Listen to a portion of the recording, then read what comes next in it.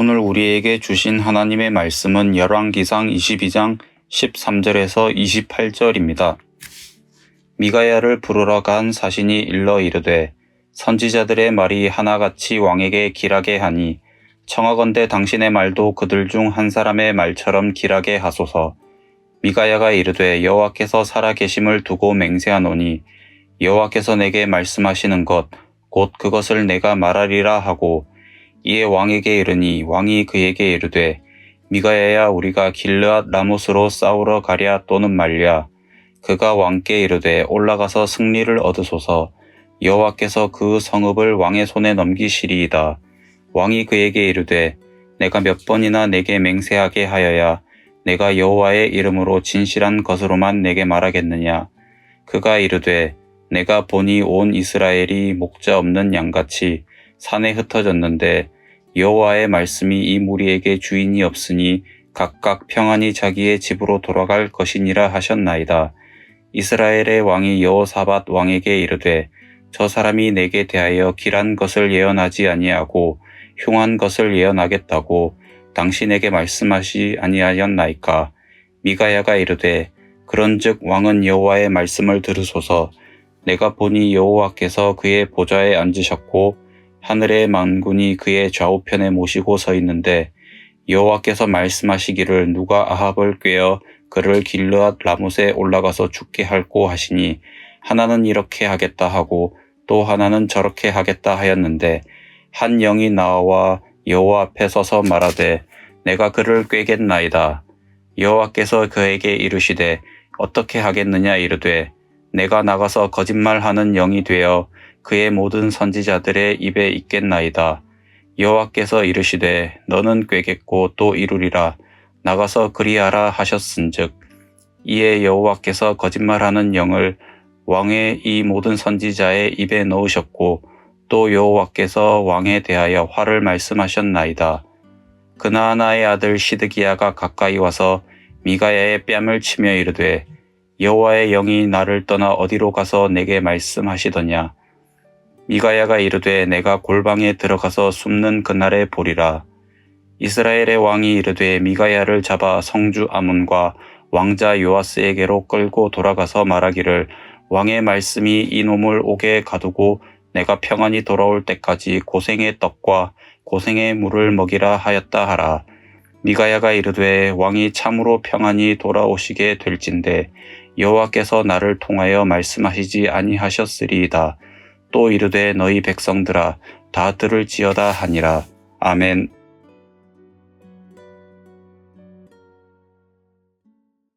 우리가 살아가는 이 시대는 많은 사람들이 말하는 것을 진리라 여기기 쉬운 시대입니다. 다수가 목소리가 옳은 것처럼 여겨지고 여론이 진리를 좌우하는 것처럼 보입니다. 그러나 성경은 단호하게 말씀합니다. 오직 여호와의 말씀만을 말하는 자가 진리를 말하는 자입니다. 오늘 본문에 등장하는 미가야가 그와 같은 사람이었습니다. 진리를 말한 미가야를 통해 하나님께서 주시는 진리의 음성을 듣길 원합니다. 13절 말씀입니다. 미가야를 부르러 간 사신이 일러 이르되 선지자들의 말이 하나같이 왕에게 길하게 하니 청하건대 당신의 말도 그들 중 한 사람의 말처럼 길하게 하소서. 13절에서 다수의 목소리는 길르앗 라못으로 나아가 싸우는 것이 좋다고 합니다. 여기서 하나같이라는 히브리어는 페에하드인데 직역하면 하나의 입이라는 뜻입니다. 즉 이구 동성으로 모두가 길르앗 라못으로 나아가 싸우자는 것입니다. 설상가상 그들이 미가야 선지자에게도 똑같은 말을 하라고 강건합니다. 여기서 길하게 하소서의 길하다는 히브리어로 토브인데 우리가 잘 알다시피 선하다, 유익하다, 기쁘다는 뜻입니다. 이 단어는 하나님께서 창세기에서 사용하신 단어입니다. 천지창조와 함께 하나님 보시기에 좋다고 하실 때 토브를 사용하십니다. 문제는 동일한 단어가 13절에서는 하나님과 무관하게 사용된다는 점입니다. 단순히 위정자들 듣기에 좋은 말로 변질된 것입니다. 이것이 바로 세상의 모습입니다. 진리를 요구하기보다는 사람이 듣기 좋은 말을 진리로 착각하게 만드는 것입니다. 다수가 지지하고 원하니 그것이 마치 진리인 것처럼 강요합니다. 그러나 미가야의 대답은 분명합니다. 여호와께서 살아계심을 두고 맹세하노니 여호와께서 내게 말씀하시는 것 곧 그것을 내가 말하리라. 성도 여러분, 다수가 말하는 것이 진리가 아닙니다. 하나님의 말씀이 진리입니다. 때론 그 말씀이 불편할 수 있습니다. 때로는 내 생각과 다를 수도 있습니다. 그러나 기억하시기 바랍니다. 하나님의 말씀이 생명입니다. 하나님의 말씀이 진리입니다. 바라기는 오늘 하루 하나님의 말씀만을 붙들고 경청하며 선포하시길 바랍니다. 나아가 혹여나 내가 세상이 말하는 진리를 따르고 있지는 않은지 겸손히 되돌아보시길 바랍니다. 그리하여 오늘 하루도 다수의 목소리가 아닌 진리의 목소리만을 분별하며 청종하는 복된 저와 여러분 되시길 축원합니다. 한편 15절에서 미가야는 다수의 목소리와 똑같은 이야기를 합니다. 길르앗 라못에 올라가서 전쟁의 승리를 거두라고 말합니다. 그러나 미가야의 이 말은 강한 풍자입니다.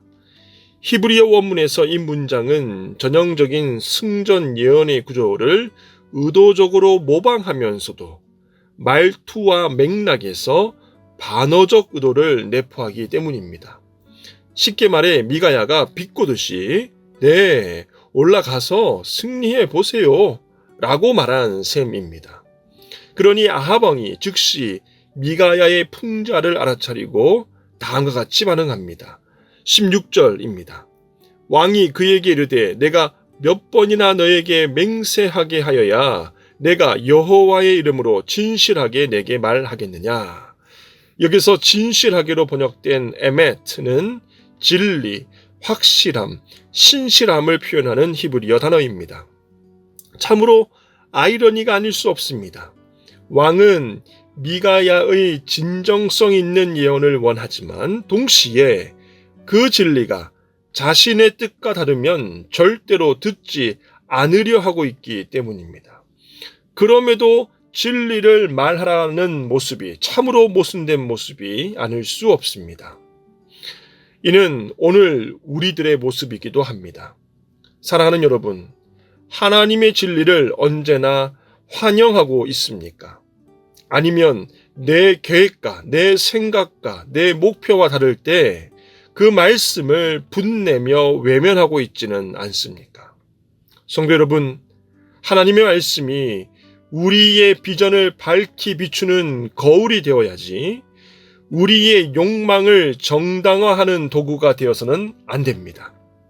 성령님의 감동으로 허락하시는 말씀의 울림들을 진리의 말씀으로 받는 복된 저와 여러분 되시길 축원합니다. 19절에서 23절은 열왕기 전체에서 가장 주목해야 할 장면 중 하나입니다. 19절 말씀입니다. 미가야가 이르되 그런즉 왕은 여호와의 말씀을 들으소서. 내가 보니 여호와께서 그의 보좌에 앉으셨고 하늘의 만군이 그의 좌우편에 모시고 서 있는데.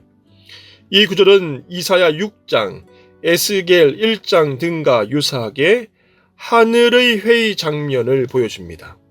그리고 23절에서는 이 회의 중 거짓말하는 영이 등장하는데 이 대목을 올바르게 이해해야 합니다. 23절 말씀입니다.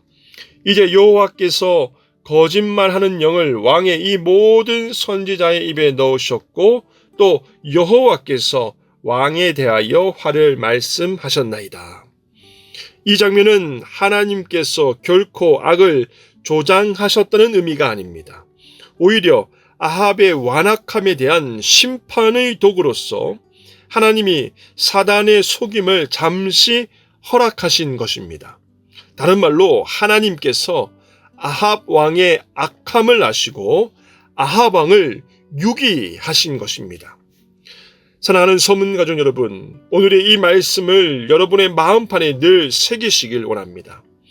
하나님께서 우리를 사랑하심으로 하나님 나라의 거룩한 백성으로 불러주셨지만 그 은혜에도 불구하고 우리가 지속적으로 진리의 말씀을 거절하면 하나님은 결국 우리를 내버려 두시기 때문입니다. 하나님의 간섭하심과 인도하심과 도우심을 멈추시고 우리 멋대로 살다 멋대로 멸망하는 길로 나아감을 막지 않으신다는 뜻입니다. 때문에 사도 바울은 로마서 1장 24절 25절에서 다음과 같이 강조합니다. 그러므로 하나님께서 그들을 마음의 정욕대로 더러움에 내버려 두사 그들의 몸을 서로 욕되게 하게 하셨으니 이는 그들이 하나님의 진리를 거짓 것으로 바꾸어 피조물을 조물주보다 더 경배하고 섬김이라. 어떤 순간에라도 하나님의 말씀 앞에서는 그 진리의 표대 앞에서는 멈추어야 합니다. 경청해야 합니다. 순종해야 합니다. 인내해야 합니다. 아멘 해야 합니다. 오늘 하루도 하나님의 내버려 두심이 아닌 붙드심의 주인공들 되시기를 주님 이름으로 축원합니다. 끝으로 미가야는 진리를 말한 대가로 폭력을 당하고 감옥에 갇히는 길을 걷게 됩니다. 하나님의 진리를 말하면 조롱당하고 고난받는 것은 오늘날에도 새삼스러운 일이 아닙니다. 에레미야가 그랬고 세례 요한이 그랬으며 무엇보다 우리 주 예수 그리스도께서도 그리하셨습니다. 진리를 말씀하시다가 십자가의 고난을 당하셨습니다. 사랑하는 새벽 성도 여러분, 진리를 말하는 자는 언제나 외로울 수 있습니다. 때로는 사방에서 조롱과 핍박이 몰려올 수도 있습니다. 그러나 진리를 따르는 자는 결코 하나님께 버림받지 않습니다. 오히려 진리의 말씀 앞에 무릎 꿇는 자가 세상 앞에 일어설 수 있습니다. 진리의 말씀 앞에 무릎을 꿇는다는 것은 내 생각을 하나님 말씀에 맞추는 것입니다. 내 귀에 듣기 좋은 말보다 하나님의 진실한 말씀을 구하는 것입니다. 때로는 불편하고 어렵더라도 진리의 말씀을 위해 우리의 모든 마음과 생각을 집중하시길 바랍니다. 그리하여 모든 사람이 반대할지라도 언제나 하나님 말씀 위에 굳게 서는 저와 여러분 되시기를 주님의 이름으로 축원합니다. 마지막 요한복음 8장 32절 말씀을 함께 나누며 마음에 새기길 원합니다. 진리를 알지니 진리가 너희를 자유롭게 하리라. 아멘.